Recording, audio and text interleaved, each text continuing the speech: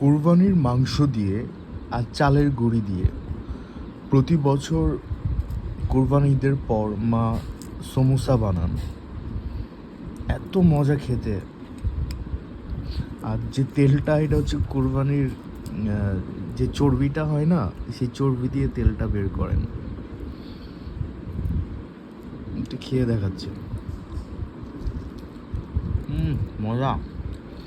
ভিতরে পুরোটাই হচ্ছে কোরবানির মাংস।